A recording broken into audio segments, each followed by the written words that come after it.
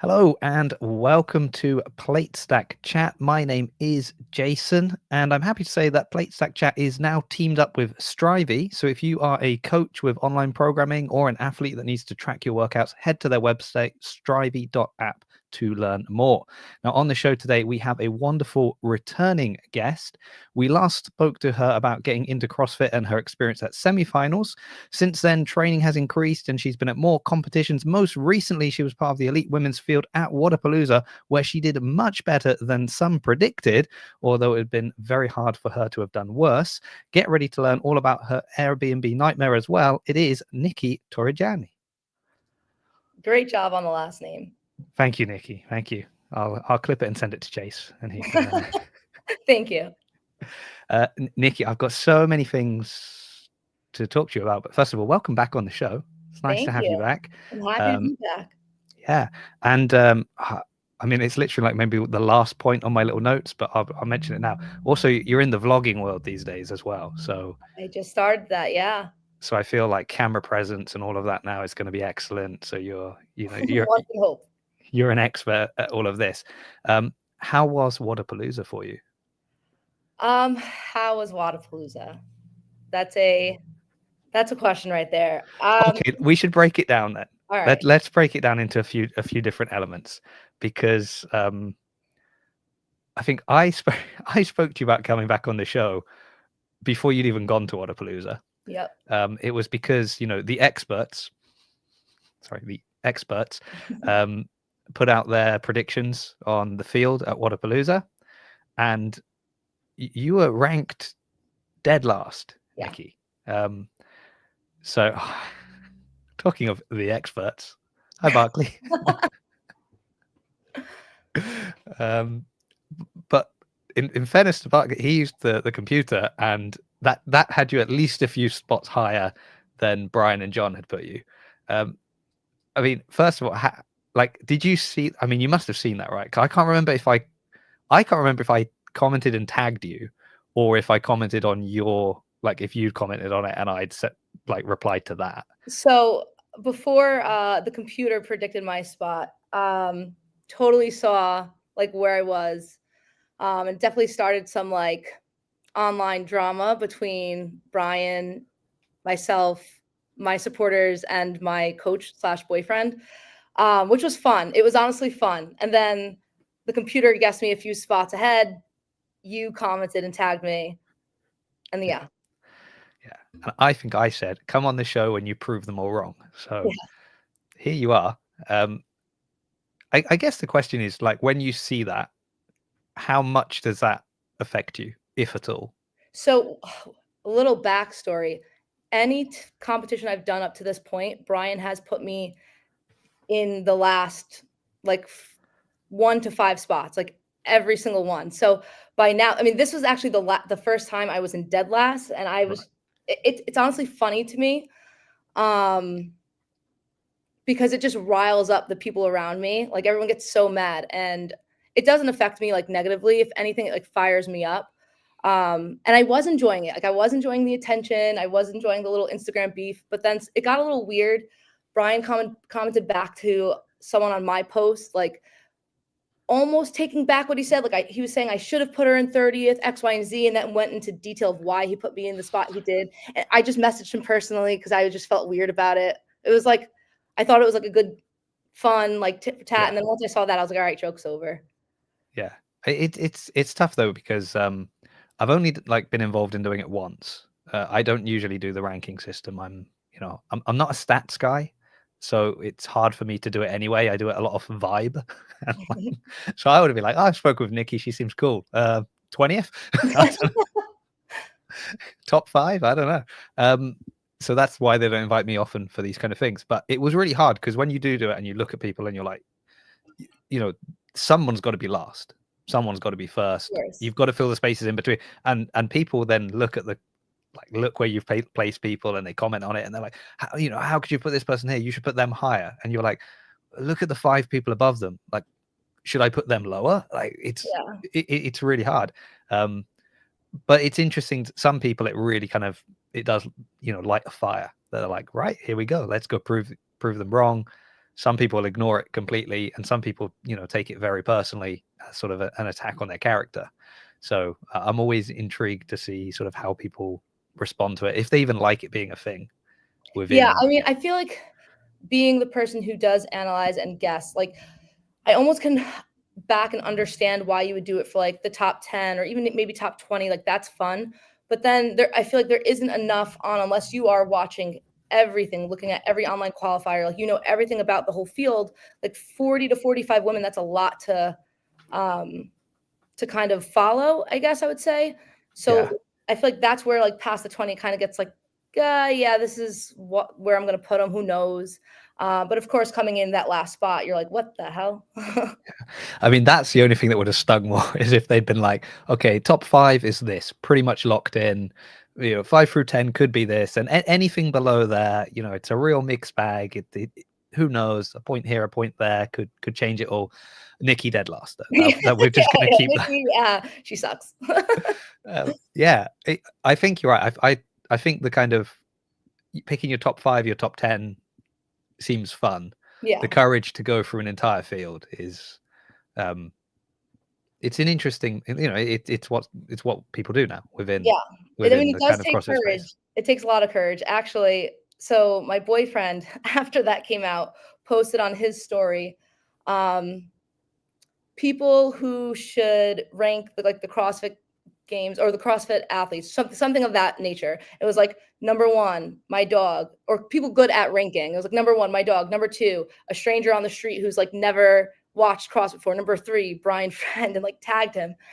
And then I think there were some exchange words back and forth privately. Because when Brian got on his podcast, I knew he was talking about Tommy when he was like, oh, someone did say to me, like, if you're willing to put this out, you have to also be willing to take the heat as well. Yeah. Yeah, that's true. Oh, so you think we should do a ranking system of the people that do ranking systems? Yeah, that would be good. Yeah. Well, I mean, they kind of do themselves. I think, Barkley did a follow-up. Hold on, there he is. He says he was only 4 off. So, Pretty good. I think he did like a follow-up post where they kind of compare and contrast with the different people's rankings, how accurate they were. That's cool. I didn't see that.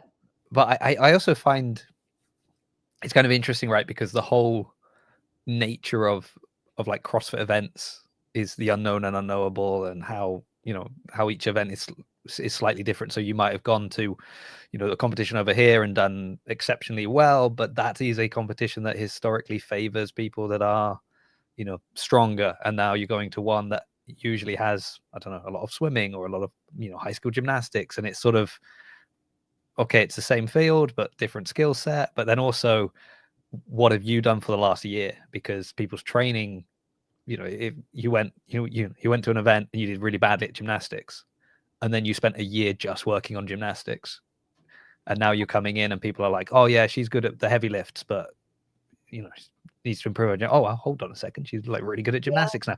So I find there's so much fluctuation and variability in what happens on the field, that it's kind of the thing that draws you to watch it. 100%. Is the unpredictability almost. So anyway, I thought, how could we not address it? We've got Nicki on the show, we've got to talk about it. So well done. Before you even got like on the field of play, it seemed like there was a lot of drama around your accommodation as well. Yeah. Yes, there was. I'm actually so happy that I took out my phone and started from the beginning, because I could not have foreseen the events that unfolded the first night that we were there. So, okay. Big water. Yeah. Barkley says, nice, I came out of that unscathed. Yeah, don't worry, Barkley, well done. But if you start ranking podcasters, then there'll be trouble.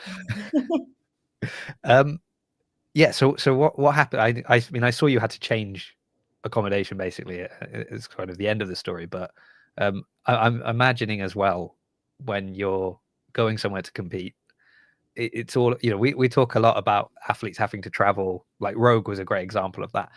All the Americans that had to travel over to the UK to compete, and how different that was from them compared to when all the athletes having to travel to the States for the games, kind of thing. And it's all the little things that change that can throw you off. So I'm sure you want to get in, get settled, get ready for a day of competition. What happened? What happened in the Airbnb? So whenever I compete, I always like book the Airbnb so that I'm not coming in. No, like I've only competed in the States, but so I'm not coming in just like the day before competition. Like you said, like I need that day in between after flying to settle in and get myself situated. Thank God we switched literally days before. For some reason, we booked like to come in the day before Wodapalooza, and then we switched to that. So we get to our Airbnb. First thing, so I've been to Miami Beach before. It is literally next to the Clevelander, which is where we did our check-ins. So we're pulling up to this huge party scene, loud music, people drinking, people smoking. We're like, oh, great. We did not know we were booking this. We walk in.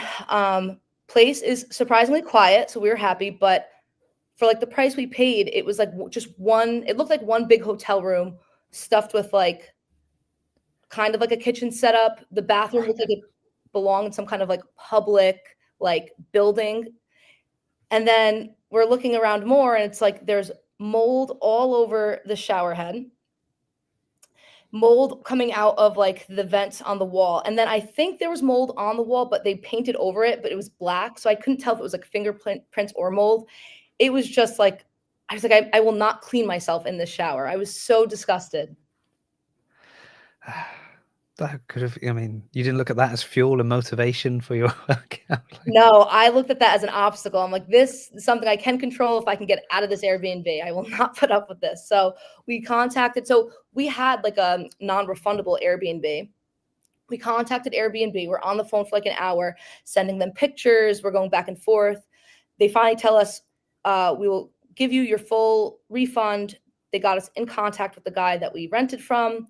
He basically was like, can you just be out of there as quick as possible? Because I want to try to rent it out. So I am running down the streets of Miami looking for some kind of big wheeling barrel, something to put all of our groceries in.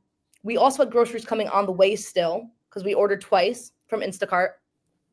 Finally, I dropped $80 on like a rolling suitcase. It was the only thing I could find. Stuffed all of our groceries in there. We got out. Tommy booked us another Airbnb. We're waiting for the Uber. And I was like, all right, screw the rest of my groceries. I'll just eat that money. And then out of nowhere, this woman's coming down the street holding them, like not even in a bag. And I like recognize my stuff. I'm like, oh my God, that's mine. So I grabbed that from her.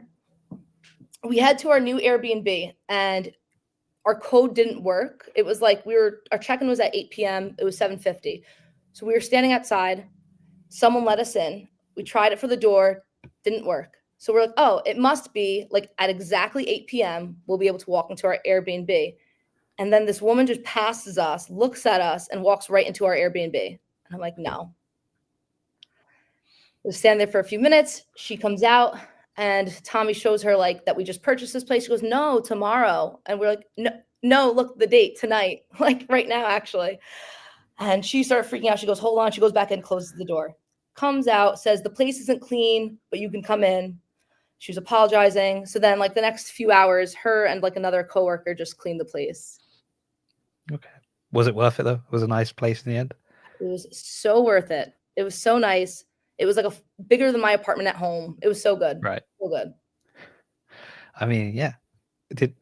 And then do you feel that affected you at all for the rest of the weekend? Or once that kind of stress was over, you were able to then get focused on what you wanted to do? Totally focused. If it was the night before competition, I would have been screwed. But I had that full next day to wake up how I wanted to. It just, yeah, no issues. Okay. So I'm just helping us to build the timeline of Wodapalooza for you. So, I mean, other people will talk about what happened on the competition field, but I'm backdating. As I said, I'm not a stats guy, I'm a vibe. I like it. I'm the heart of it. So you've come in, you've had all this drama on Instagram, which I'm actually, one thing you said that I thought was really interesting is like, hey, people know your name.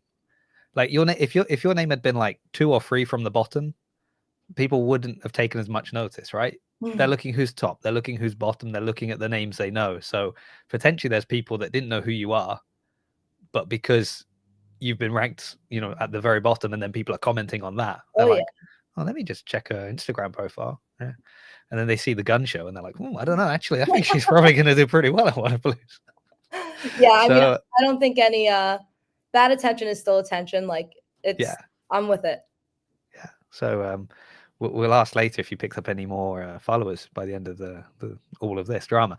So anyway, you've gone in with kind of this mindset of like, right, you think I'm coming dead last? Well, here I am to prove you wrong. You've arrived and just had drama that was unexpected, you know, and I think it's even worse because you've tried to like, we'll book to come a day early, we'll make sure we can get settled and get calm, and then you get the drama on top of that. You know, if you're someone who arrives 10 minutes before your plane should take off and then there's drama, it's kind of on you, right? Like you didn't plan, but you're like, no, we plan to make sure everything is nice and calm and good. So not okay. Now we come to the day of competition, right? But there's another thing before we get on the competition floor again, because I watched your vlog that you start on the following day because you said like you just did not want to like turn the camera on before competing on the Saturday. So kind of what happened there, and then how like does any of that bleed then across into actually competing? So yeah, I started my vlog after the first day of competition. In my head, I was like, I'm going to get on the plane. I'm going to turn on my camera. I'm going to record athlete check-in. I'm going to maybe have someone ask someone watching, like someone who came to watch me, hold my camera and get some of the competition. And I got there and I was like, no, I just didn't have that in me. I was just so focused on like what I had to do to compete that I didn't want to put my energy into even touching that camera. But I think after the first day, like I found some quiet time in like the Airbnb where Tommy wasn't around and I could kind of like decompress and like just talk to the camera. And then I started to feel a little bit better about like making it a goal to vlog while I was there. Yeah. Any particular reason why you've decided, like you just seen others doing it and thinking it's something cool that you'd like to do? You've done it before for other reasons, or I'm just curious because you said you're new to this, so I'm just kind of curious what was the impetus that made you think, you know what, I think I'm pretty interesting. I think, you know, I've got a good story. I want to document it. More so my boyfriend has pushed me to do it. Right. And he should hold the camera and he should make sure you're doing the thing. Well, he's also the coach. So his and he doesn't just have me as an athlete. He has like many athletes. So so you mean he's got other people he could make hold the camera as part of their training? Yeah. Yeah, he should be like, go, well, I need you to do, I want you to watch Nicki really closely just so you see the way she does this work. In fact, do you know what? I'll give you a camera. If you just film her while she's doing it, that way you'll be really paying careful, close attention to what she's doing. And then in the end, they're like, what happened with the footage? Oh, yeah, I don't know. I think Nicki maybe took it. I'm not 100% sure. There you go. I like it. I like the plan. Yeah, he can have that one from me. I'll tell him you said so. Yeah, so he's pushed me to do it. When I was just doing weightlifting, I actually on my own started it. I was like, not a lot of people in my area even knew what Olympic weightlifting was, and I thought it would kind of be cool to get into that space. I just felt very awkward on camera and I don't know, I just didn't think I was interesting enough at the time. And now I watch everyone's podcasts. I watch vlogs. So it's like, I kind of understand the rhythm of it. But I'm still new to it. So. Yeah. I mean, I always think like, if you enjoy doing it, then it's kind of got to be that thing where it's like, you do it because you enjoy it. And if 2 people watch it, that's already like a win, right? And so it's great because you're just, for some people, it's also good, I guess, for you, like it gives you a chance to kind of decompress. It's almost like meditating on how the workout went, on how the day, you know, on how the competition has gone, but you're just doing it to the camera. Yeah, but at the end of the day, you are, you know, putting out your thoughts on what went well, what went wrong, and maybe because you're doing it to the camera, you're even saying things that perhaps you'd maybe keep inside, and you wouldn't even sort of acknowledge them a little bit yourself. You know, you kind of try and push them down a bit, but you're like, oh, I've got to be honest, I've got to tell the camera what I'm thinking. So I think that's good. And then once it's up, it's like, it just gives people the opportunity to see it, right? And I think obviously there's, you know, big names that will draw a lot of views, but I always think there's so many people watching stuff that, like, for someone, you will be like the best person that they can watch. They're like, oh, she's the one I like. And it will be for some really like obscure reason, maybe something that you do that resonates with them more so than, you know, other people. And that's kind of and then, you know, other people will come along and watch because they like watching, you know, they like knowing about what athletes are doing and things like that. So I always think like the more things there are, the better. Yeah. The problem is always it's just hard sometimes. I think the difficulty at times is like maybe you are the perfect athlete for someone to follow, but that person just doesn't come across your stuff.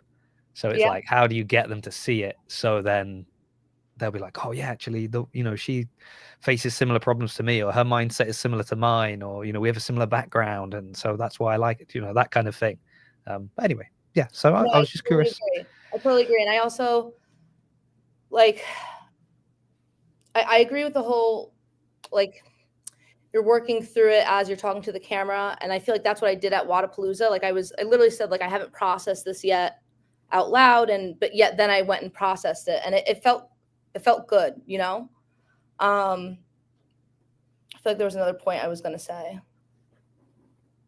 I did get messages from that like that vlog saying that they were surprised that I was as honest as I was. Cause I feel like that is one thing at the top of the top, you know, you're taught like not to share like the negative side. Like if you look at Instagram, it's always a highlight reel. But I don't think that that's always worth following. And even me as a fan of the sport, there are athletes where even local athletes, I'm just like, I would love to follow them. I would love to know what they're doing more than just like maybe the 2 stories they might post a day on their Instagram. So I just feel like you said, the more the better. Yeah. Yeah. It's funny that, isn't it? Like, it's funny what does do well, but then actually on a deeper level, what people really like. Because I think people do appreciate honesty. I think you do want to know. I mean, it's like with shows like this, if you get people on and then every question you ask is like a scripted answer that is just, you know, linking back to, you know, highlights of their career, the sponsors that they've got, opportunities that are coming that way, you kind of, by the end, you're like, I don't know why I even bothered listening to that, because I didn't learn anything. There was nothing new there. But if they actually open up or are honest about how they feel about things, that's what people kind of respond to, right? It's what they'd like. And it's like we're always, you know, moaning about people being negative and like, oh, you know, everyone's just criticizing everything. But and this doesn't just speak to within like CrossFit, but if you go on YouTube, like all the, you know, the videos that get millions of views are you people that are like criticizing Marvel, DC, Disney, you know, Star Wars, whatever it is. The people that hate on it, that are like fans but hate on it, that drives views, right? People like that. And so it's kind of like, well, hold on, we want to be positive, we want to like things, and yet they've like monetized negativity. So it's a really strange thing. And then it's, yeah, like, oh, you want these sort of superhuman athletes that we follow and everything they do is amazing. Oh, but we want genuine people. There's this kind of contradictory nature to what people want online. So 100%. I feel like it is, yeah. without like it being said, there is something in human nature that we just love, like chaos. We just love the gossip.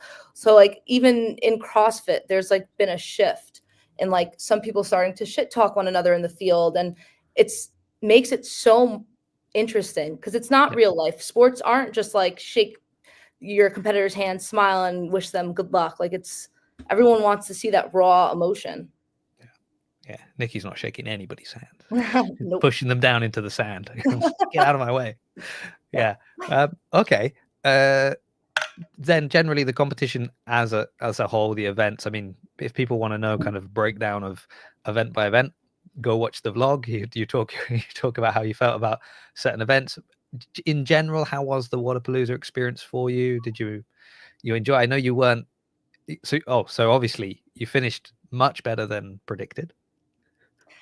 I wouldn't say much better, Well, but I finished higher better, than yeah, predicted, yes. higher than predicted. Okay, but you wouldn't say much better because you're not happy with your finish. What's wrong? It's not top. It's not top 5. It's not top 10. I feel like 34th might as well be 46th. Yeah. Yeah. You're like the Ricky Bobby of it all. Like, if you're not first, you're last, right? It's that kind Basically. of, yeah, Basically. yeah. I mean, how long have you been doing CrossFit like at this level? It's not that long. Well, not even at this level. I started CrossFit in July of 2021. So Yeah. it'll be 4 years this year. Yeah, it's incredible. Thank It's you. really incredible. And you're at semifinals last year. Um, I obviously this year the season is, there's so many changes. There's different, events that are a part of the CrossFit sort of season, events that are not, but are still big events that kind of draw a lot of attention. There's new, projects beginning. When you look ahead at the 2025 season that I guess we're now already in, and I mean the Open is starting very soon as well. Kind of, have you got a game plan for this year? Do you know what you're trying to do, what you want to achieve, what will be following on your vlog? Yeah. So definitely doing the CrossFit Open. I just qualified, well, unofficially because they're going through video review, but I'm in 10th on the leaderboard for the NorCal Classic, which is a qualifying event for the games. I plan on doing the online semifinal. And I actually did sign up for a qualifier for the World Fitness Project. Sounds like a lot of work. That's a lot. Yeah. Yeah. It's going to be a stacked season. Yeah. Is that good for you? I guess it's two questions of like, do you enjoy competing a lot? Does your body like cope with a lot of qualifiers, a lot of competition? Kind of how is a busy season good for you, or are you someone who would prefer to kind of have a lot more time to just dial in training, peak up to certain events? Kind of, what's a good season look like for you? So it's hard to still know, like, it's hard to know what's good for me as an athlete because every season has looked so different since I've started. Like a year into CrossFit, year and a half in, I was training with a team to make the games. Like I didn't really get a true off season until this past year. So semifinals, Syndicate Crown was I think May, and then we did not compete again until the online qualifier for Wodapalooza. So I had such a good block of just like solid training that now I'm excited to compete. I just think that online qualifiers and in person are so different. Online qualifiers, I've done a lot of them. I feel like I like online qualifiers. I don't prefer it. I would prefer in person.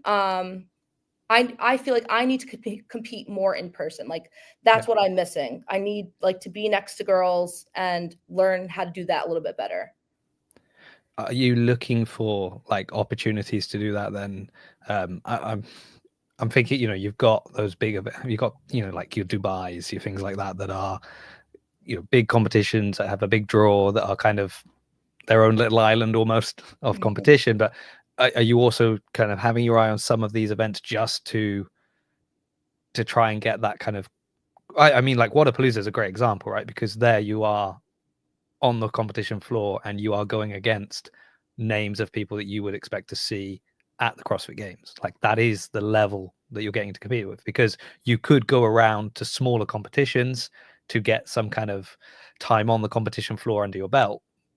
But what caliber of athletes are you going against? Exactly. If there's only less than a handful of people that are going to be semi-final level athletes, yeah, you might win, you might get, a goodie bag and maybe a little bit of cash or something. But if your goal is experience, is that going to be the experience that you're looking to get?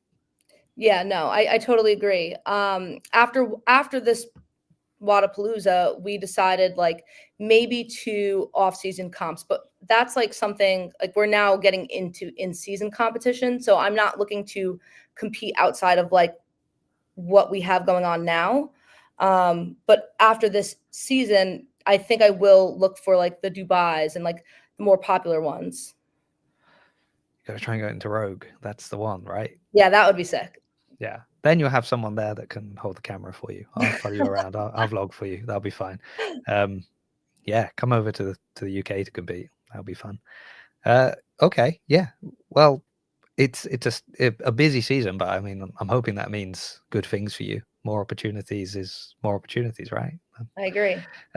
So you've mentioned a couple of times your boyfriend is your coach. Mm-hmm. How's that going? It's going good. It's going good. Yeah. I don't know if I've talked about it on the last podcast, but like I was doing weightlifting still while we started dating, and he was like trying to pull me into the CrossFit world. I think we spoke about the fact that like you and everyone around you had a very firm ideas of what CrossFit was. Yeah. And, Yep. and how you all felt about CrossFit. And now here you are Yeah. deep into CrossFit. So yeah. Oh yeah, drinking the Kool-Aid. Yeah, so he got me into it. I put all of my trust into him. He spent so much time like teaching me everything that I know, like every skill. And I love watching him outside of like what he does for me, but like I love watching how much he loves this stuff, and like he will spend any amount of money on like mentors, and he spends countless hours on like just learning so much about programming and fitness in general. I'm just like very excited for our journey. However, of course, it comes with like its issues because it's so hard to separate your relationship from like the coach athlete relationship, but he's also basically my boss at the gym that we are at. Right. I coach classes and he's like part owner. So it's a very involved relationship that we have. Yeah. I mean, it's funny though, because it obviously works for a lot of people, doesn't it? I mean, you've got like your Tia and Shane is obviously probably a big example for people. But I mean, there was a fun video put out by GoRuck maybe 3 days ago with Emily and Kyle Rolfe, because that's that was such a he coaches her and he makes her do absolutely horrendous, miserable workouts, and so that's the thing, right? Yeah. But who else is he coaching? You said he's got some other athletes that are doing things. So were there other like athletes he was looking after at Wodapalooza as well? Yeah, so within other divisions as well, but within the elite division, he has Josh Hong. Right. They just started working together in the past like month or two, so that's a very new relationship. He had Mike Scancarello in the RX division. This kid is going to be such a savage. I'm so excited for the world to get to know him. He is so new to CrossFit. He came in 11th, and he's just like he's a dog. He's a dog. He's young. How young is young, by the way? 20. Really? Okay. Yeah, 20. And then who else does he have? I think that's all he had at this competition. He had some other athletes within teams and like intermediate, but yeah. So he's got a nice. So I mean, because like you can look at like the negatives, or not the negatives. I mean, you know what I mean. You'll know what I mean when I say it. Like you said, kind of obviously, like he's your boss and he's the coach, and it can be tough, but at the same time, like how nice is it that you've got like constant access to this wealth of experience, and obviously like the dynamic between an athlete and a coach, there has to be a lot of trust there, right? Like you've got to trust that they want what's best for you, that they're giving you the right advice, that they're kind of that they're not doing it for themselves, but they are doing it for you, that they care about you and how you're gonna. And so actually kind of having that as already there's a person that you would assume all of those things about anyway, means like I always think it's an interesting dynamic. It's not the easiest to navigate, but when it works, I think it really works. 100%. It's like who cares about you more than your like partner? Like they really want to see you win. And like it doesn't shut off at the gym. There's no off button. Like at home, it's like, God forbid I sit on the couch a few extra minutes. He's like, we're going to be in bed in an hour. Are you starting your stretching? Like I have a 24-hour coach, and that's like invaluable, Yeah, I need that, to be honest with you. Yeah, it's nice. Yeah, that you're going to be in bed in an hour. Have you started your stretching? Is probably. I mean, if I could hire him just to like text me that each evening, I would really value that, because that is that's my big weakness of it. Well, the problem like in the week I train at 8 p.m. anyway, so 8 p.m. Yeah, 8 p.m. Yeah. Woo-hoo. What time do you go to bed? A lot later than 8 p.m. I'm Yeah, that's I'm not an elite level athlete, so I have Got late this. nights and early mornings. It's sort of I fell into it, to be honest with you, just because when the kids were really small, it was like bedtime stories, stuff like that. Finished all of that, and I could get to the gym for 8 for the final class. So that was sort of the way I did it. Now kids are a little bit older, but I still kind of can come back from work. I can do some dad time and be present, and then they're kind of winding down anyway in the evening. And so, all right, now I'm going to shoot off to the gym and do my workout. And I find then on days when I don't work and I actually could go in earlier, what I used to do was go in at either 9:30 or 10:30, train in the morning. But then I lose so much of the day. Mm. And so I'm like, actually, it's better that I do that. I come home. I know some people say they kind of they need to like wind down after, they can't kind of go straight to bed after the gym. I don't have that problem. I'm tired after the gym. That's great. I'm really tired. I'm That's gonna go to impressive. sleep. Do you Yeah. have a so I'm assuming you don't do caffeine for your 8 PM workouts. No. I mean, also I drink coffee. So like I'll drink coffee in the morning, I'll drink some coffee through the day. Generally by the evening I've stopped drinking coffee anyway. And I don't drink any like pre-workout type things or you know, all your like your energy drinks, anything like that. Whenever I go to events, I always get handed cans of whatever Yep. energy drink is sponsoring them. And I generally come home, like if I close my eyes now, I can picture my kitchen and I can see a can on one of the counters that is from an event I was at, that they handed, we took all this stuff. And generally I keep it in my car, and it's like emergency. Like when I went to we went to Budapest for the IF3 World Championships, and I had to drive to the airport at 3 a.m. and I'd worked the day before, so I kind of got in late. We then had to pack. I probably went to bed at about 1 a.m. and got up at 3 to then drive 2.5 hours to the airport. That's when one of those emergency cans Brilliant. comes in handy. Brilliant. That wouldn't work for me. I would have an emergency stack that I would just dip into because it's there. That's a great use of it. But I find when I drink them, I can really feel like I feel weird. Like yeah, but for your what do you call frequent user? Yeah, you don't feel that anymore because you drink so much, But I know exactly what you're saying. Yeah, so I don't do that, but like when I do these shows, then I quite often find it hard to sleep. Really? This I find more like stimulate, like mentally I'm quite often coming off it and I'm still reflecting on things and thinking about things that were said, or what else has to be done, or and like that gets in my head more. But stretching is a big weakness. I wonder what like your brain looks like after you do a show. Like if there was like a scan of it, how like active it probably Let's is. Let's get it done. Do we know anyone that scans brains? Yeah, if you're watching this after the fact and you are in fact someone who scans brains, and you'd be happy to come over and do that, that'd be great. It's funny, we went to a gymnastics club on Friday. As part of, I put a reel, actually there will be a YouTube video coming about this, but I'm in the pursuit to try and learn to do a backflip, basically. Oh, good luck with that. So I'm going there. I went in October and then went again on Friday. So I mean, that's how much of a dedicated student I am to this process. But I feel like people who do this, like it's just so, like you would think it's something you have to do weekly, but I feel like a lot of people will just learn it somehow.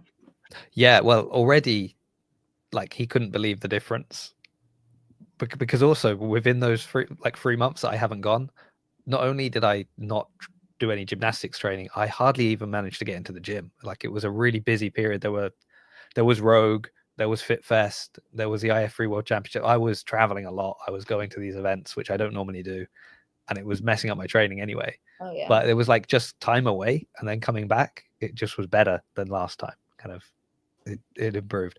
But we'd arranged I was meeting the owner like a bit late. He said, come in, join like one of the group classes for the warm up, and then we'd go over.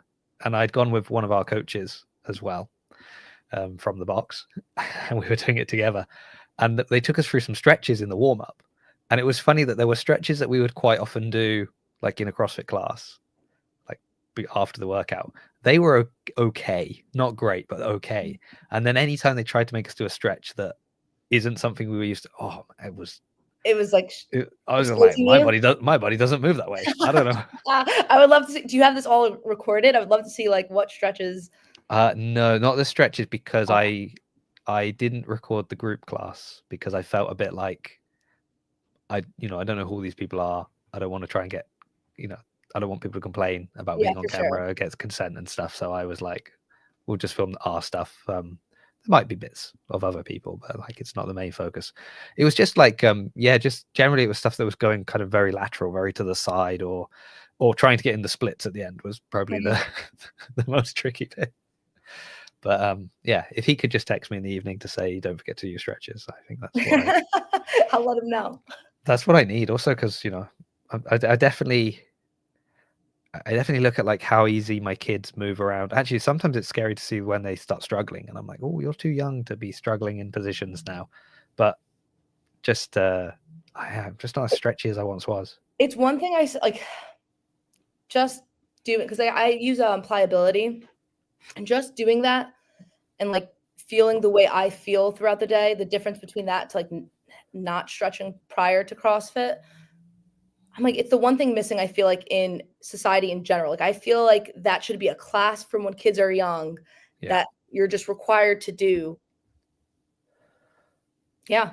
Because it's just it's only certain things as well. Because the ironic thing is I'm really good like in a squat. Like I can sit in the bottom of a squat for ages, like very comfortably and very upright. And whenever that's that kind of mobility, no problem. When they're like, put your hand on a wall and then try and squat down with like your toes touching the wall and your hands touching the wall. That's fine. That's absolutely fine. But anything where like I need to have my legs straight and you try and make me lift my leg a little bit or something like that, it does not want to. It's like, it's so tight. Like if you're sitting, you're saying, like if you're sitting with or like anything sort of straight leg. So like even like touching your toes, straight legs. It's like that's where it really, tight quad, tight hip flexors is probably the other thing. Yeah, I was gonna say, well, it sounds like weak hip flexors if you're like trying to lift the leg, but if you're trying to touch the toes, and like tight hamstrings. Tight hamstrings as well, yeah, definitely. So I got to stretch before bed. Okay, good. I knew I got you on for a reason, and that must have been what it was. The reminder. Remind me that I've got to stretch. So let's go back to your YouTube for a second. So your 2025 season is looking big competition-wise. Are you planning to kind of keep this vlog going then for all your training, the whole season? Have you got any kind of projects planned or ideas how you want to put stuff across? Yeah, so I originally was committing to like once a week vlog of training, but then I fell short of that goal since I've started. Like this past weekend, we had a spontaneous weekend off, like all athletes, and I did not take out the camera. So like already failed the week after Wodapalooza, but I think going forward, I am going to try to get like one training day in or one day in the life. I haven't like sat down and kind of mapped out exactly what I want to do in terms of the season with my vlog, but I do plan on updating like whatever competitions I'm doing, like following me along with the season. But I just feel like there's something more I want to be doing on it. And I just don't know what that is yet.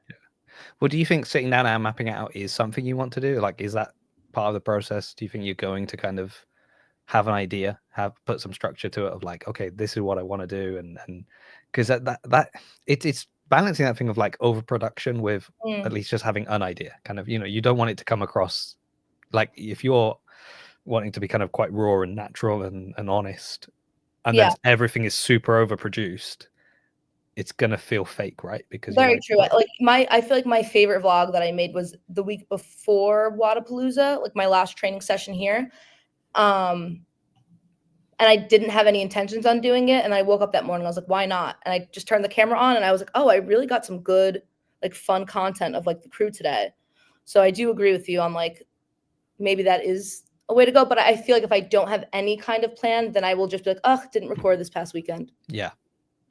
So. Oh yeah, I know. It's funny. I've gone to like competitions with ideas of like, oh, this is what I'm going to do. And then it just, for different reasons, it didn't happen. and then you're having to kind of, and especially if you've gone somewhere, you're like, oh well, I'm here now, and I'm not even there to compete like you. So like, I'm only here to document, and maybe the plan I had hasn't worked, and then you've got to kind of come up with a different strategy and a different plan, and it's annoying. Probably gives you like a little bit of a mental block too when you had like all these ideas already flowing for this one specific thing, and then you have to like try to think of something else. Yeah, but it's true. It's also, you know, it is surprisingly, I don't know if surprisingly is the right word, but it is very time consuming as well. So, and like for you, if you're athlete first, right? So it's kind of 100%. like, I can't spend 2 hours in the gym getting shots and setting up a camera and all of this, and then I only have 30 minutes to train. Right? I need to make sure I get all my training in, and at the same time I can record some stuff. But like, it's when it tips over. I've always said, like, even with this, I never wanted to be someone who was talking more about CrossFit than doing it. Like, if I stop going to the box and I can't get in and I can't train anymore, then I have to reevaluate. 100%. Yeah. Hello, Craig. Yeah, so okay. Yeah, I was just curious. Just, you know, I gotta start planning out my ideas of what I'm going to be watching for the next 6 months. So need to know where I'm putting Nicki's vlog in the list. Actually, that's a question that you said you watch all this. Are you a big consumer then of CrossFit content? I am. I'm not on as many of like the athletes vlogs. I do dabble a little bit. I dabble a little bit. Like, I was really enjoying like the Jason Hopper, Justin Medeiros. Like, I like the combo. Dallin Pepper, like when they were at Wodapalooza doing things together. It's cool to see like athletes conversing with athletes, but I'm really much like on, like, I watch like the Savant podcast. I watch Shut Up and Scribble. I'm like, I love just everything that everyone's doing within that like podcast world. The podcast world. Yeah. Okay. Yeah. It's hard sometimes as well, because like there is so much, and you kind of also, like, especially if you're doing it and you want to have your voice and you don't want to, like, there's nothing worse than hearing somebody try and do somebody else, right? Like, you're like, oh, you're just a bad impression of so and so. Like, that's and sometimes you can do that unintentionally just because you're listening to so many other people. And then you kind of, oh, that's a question they would ask, and you start asking that question or things like that. So I think it's striking that balance of like, I want to know what other people are saying, but so it's like sometimes I'm on the fence sometimes if I'm getting like an athlete that I've never spoken to before, and I'm like, do I want to go and listen to them interviewed by somebody else or not? Like, do I want to have a clue as to things that they've talked about? But maybe I don't. But then I think for like, I guess it's also like, are you thinking about the audience, or are you think like, I probably just want to have a good conversation with them.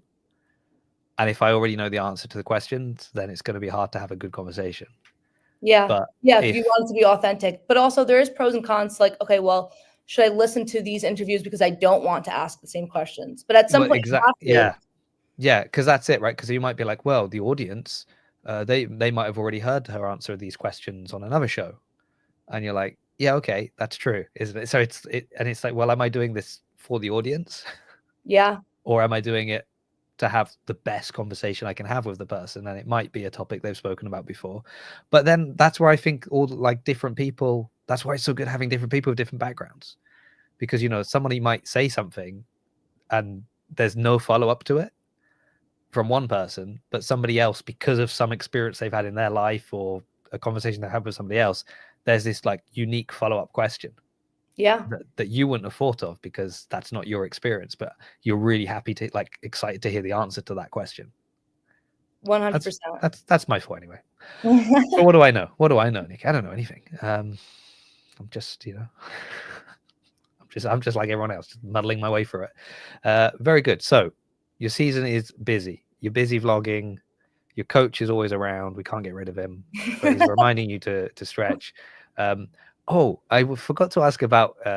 Did you see what Alex Kazan said about where I think Hiller asked her about like the predictions for workouts and stuff? No, I did not see this. Oh, that was really good. You should. I think somebody clipped it somewhere, but it was basically, she was like, "Well, most of the time you guys get things wrong anyway, so we don't really listen." Was it like about like the upcoming season or like? I just saw the little clip. I I didn't see gotta, the whole I can thing, find so this. I because as I said, I'm busy. I can't be watching everything else at the moment. Okay, good. So we should be expecting to see you at the CrossFit Games this year, I believe. Is that also? I've got that on my list The as well. goal. It's the goal. That's the goal. Yeah. I mean, how that would be because yeah, that would be so quick, wouldn't it? It's insane. That would be It would be. you'd love to see it, and you'd hope that when you do that and you reach the high heights, you don't forget the people that didn't put you in last and were like, "No, Nicki, come and talk to me on my show." And then when you're, Please support me, of course. big, yes, exactly. Excellent. Is there anything else exciting going on that outside of the fitness world that you've got coming up this year? So there is something coming up possibly this year, but I cannot talk about it just yet. So that will be for maybe a future conversation. I have signed an agreement that has sworn my rights away. Okay. Can we speculate on this a little bit? I don't know. I don't want to get in trouble. No. Is this TV related? It could be. Okay, yeah. All right, there we go. That's all I need. And my brain will fill in all the gaps there. I've had these conversations before. Oh, that's exciting. So when might we be able to talk about this?